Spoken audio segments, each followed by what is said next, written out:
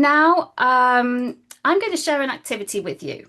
And then after that, I'm going to ask some of my colleagues on the committee to also share an activity. Um, one of my favorite activities to do in the classroom with any age group really is a visible thinking routine called See, Think, Wonder, which you may be aware of. You may be familiar with this routine. Lots of teachers use it in the classroom. But I like to use this routine with an object. And I like to use interesting objects or unusual objects or really simple objects or parts of objects. So I'm going to do this routine with you now very quickly. I'm going to show you an object. I'm going to hold it up and I'd just like you to say what you can see. Okay, with my virtual background, it's not, it's might be a little bit more difficult. What can you see here? Can you type in the chat what you can see? Any words to describe what you can see? So I can see some ideas. Some people saying a plastic tube, a pipe, a straw, a transparent white straw. Yeah, you can use adjectives as well, or any words to describe it. Okay, a candle. That's interesting. A plastic tube. Okay, lots of tubes. Yes, you're right. It is a tube. Okay. Oh, someone's got a really long answer here. Let me find it. Alison, semi-translucent, 20 inches cylinder without a surface. That's a very, very detailed answer. Thank you. Okay. What do you think this object is?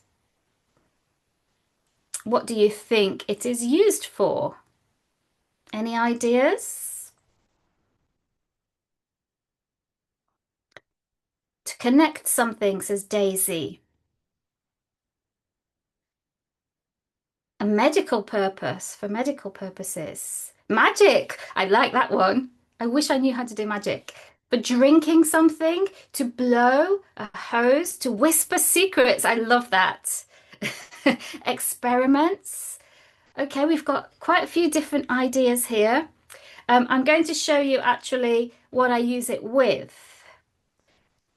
I shouldn't have used the virtual background for this activity. If you do this online, don't use a virtual background tip.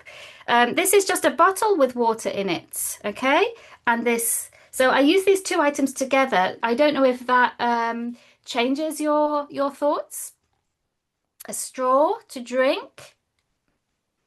I can see some of the ideas. Voice training. A massive noodle used for a huge dinner. A Clill experiment. Okay.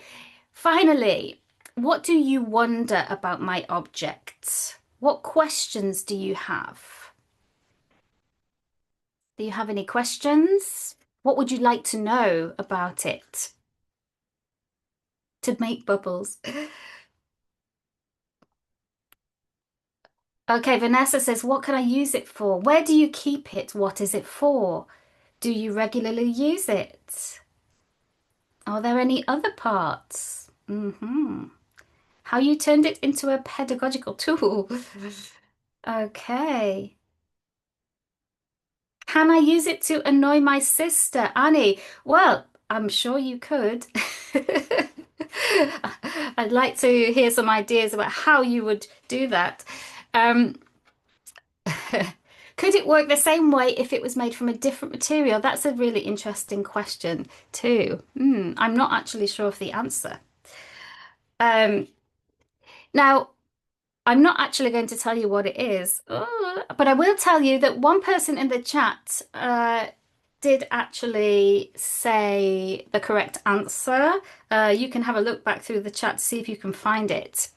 But this routine, I like to use it with objects, with pictures. It's a really nice way of generating ideas at the beginning of a topic or beginning of a lesson.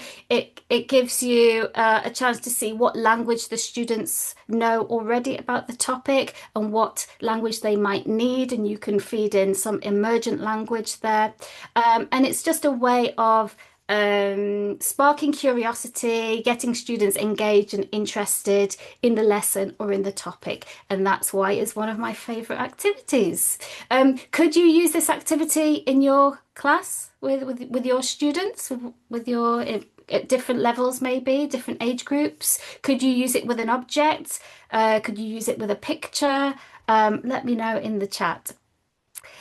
Um, Okay, I'm glad you like it. It requires no preparation whatsoever, which is always a bonus, right?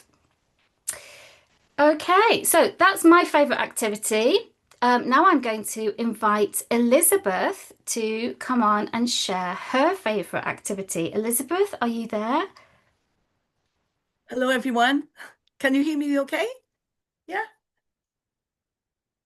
good. Hi. Okay, I have a favorite activity which I use with teenagers. I love music, and most of my teenage students love music too. And this is quite particular because it's a gap fill listening for specific words activity for the students, and it's based on a song by Coldplay, which is called Talk, and everyone can find the video on YouTube, obviously. And it's from their album of 2005, X and Y. And it's based around the riff of the Kraftwerk song Computer Love. Now, Kraftwerk, where this song Computer Love comes from 1981. Kraftwerk were a German band. They were electronic. They performed electronic music, and it's very interesting because in 1981 they produced this track, Computer Love, and Coldplay used the riff of this track in their song Talk. So I love letting my students hear the version by Coldplay, which a lot of them have heard before, and we watch the video. And then I show them the video of Kraftwerk performing Computer Love, and they are amazed by the fact that you can hear the riff, which is the same riff, and it's so done in a different way. And we can do, as I said, a gap fill activity, listening for specific words, discussion around which they can find some information about Kraftwerk online and come back and speak about Kraftwerk in the class and also about Coldplay, and say what they think about the fact of mixing Coldplay's Talk riff with this Kraftwerk song, which is, as I said, originally from 1981.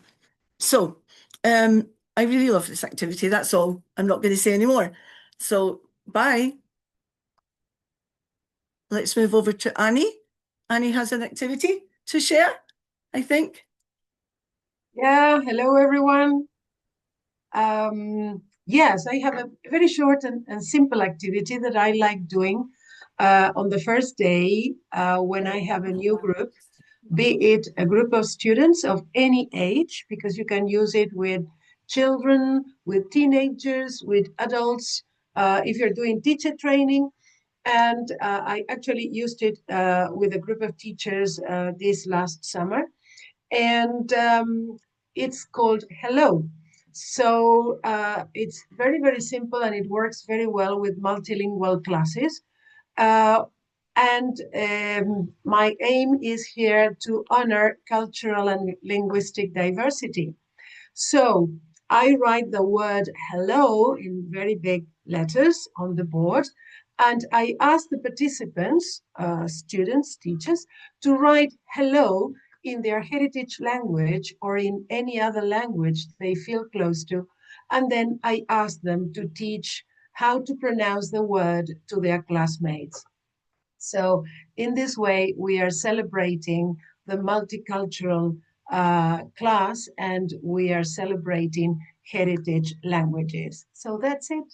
I hope you like it and you use it. Bye.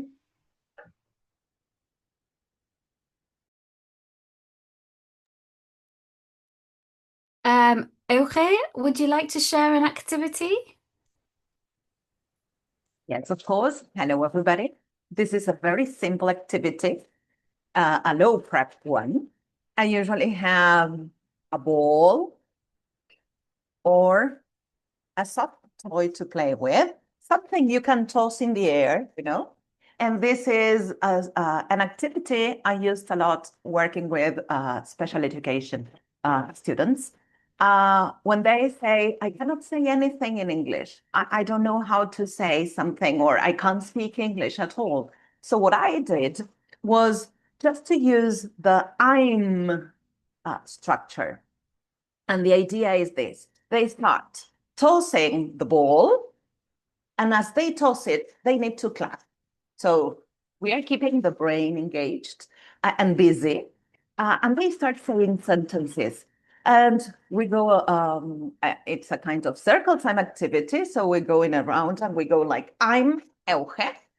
It could be any toy. I'm Euge, and they pass it on to their mates. The second sentence would be, I'm 49, and we talk about our ages, our age. The third sentence would be, I'm from Buenos Aires, and we can go on. I'm a teacher, I am happy. And in the end, we have 5 different sentences using the same structure. Their brains are busy as they toss the element into the air, and they keep on repeating the sentences. So first, everybody says one sentence, and we start adding. So that would sound like, I'm Euge, I'm 49, I'm from Buenos Aires, I'm a teacher, I am happy. But the little secret is that then we play, everybody stands up, and they start walking around the classroom. As they bump into one another, they need to add hello and goodbye to these structures. And they say, hello, as they meet. I'm Euge, and they have their mate's answer.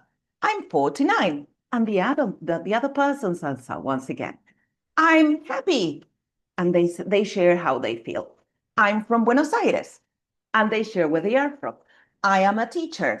I'm an accountant. Goodbye. So this interaction makes it absolutely meaningful for them, and it shows them they can speak the language, especially those students who are always doubting how much English they can speak. So it is very, very easy to put into practice, and it gives your students that push they need to start speaking the language. Hope you liked it. Thank you. Thank you. Okay, that was a lovely activity, and I can see lots of people in the chat really enjoyed it too. Actually, that ball, that object you've got, I have one of those. I think it's called a Hoberman sphere or something like that, and I used to use it a It lot. is. Yeah, to do like breathing activities, like to, for calming down, kind of mindfulness type activities with very young learners. And they would love taking that sphere and just, slowly op expanding it, breathing in deeply, and then breathing out deeply. I really, it was one of their favorite props for my classroom. I think you can do it for lots of different activities. I think Lelia has an activity to share as well. Is that right?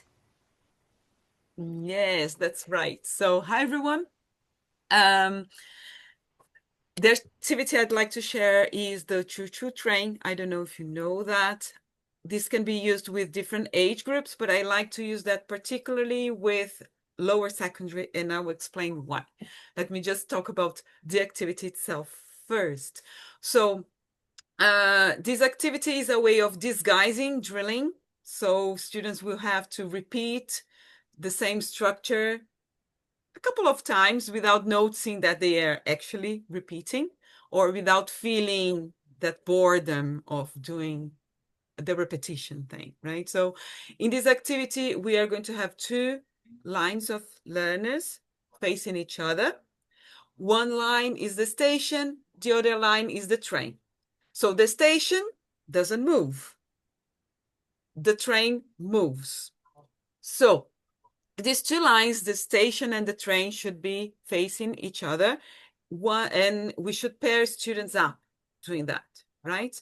And whenever they are paired up, they have to do something. So we can set up according to what you've been learning in the classroom that day. So if you're working with greetings, they may have to greet each other. If you're working with telling a story, they may have to tell a short story or something like that. And then when you say choo-choo, the train moves one step, right? And the last one runs to the front of the train. And then you keep doing that, saying choo-choo to change it. And if learners think it's too childish to say the choo-choo, the younger ones tend to like it, and they even pretend they are the trains and so on for younger learners. But when you go to teenagers, they may feel a bit childish. We simply don't say it's a train and then it's a station. We just set up the activity and we can clap for them to move. But the thing is, why do I like it for lower secondary learners? Because they are in that stage when they don't like to mingle too much, especially they don't like to talk to boys, don't want to talk to girls, and the other way around.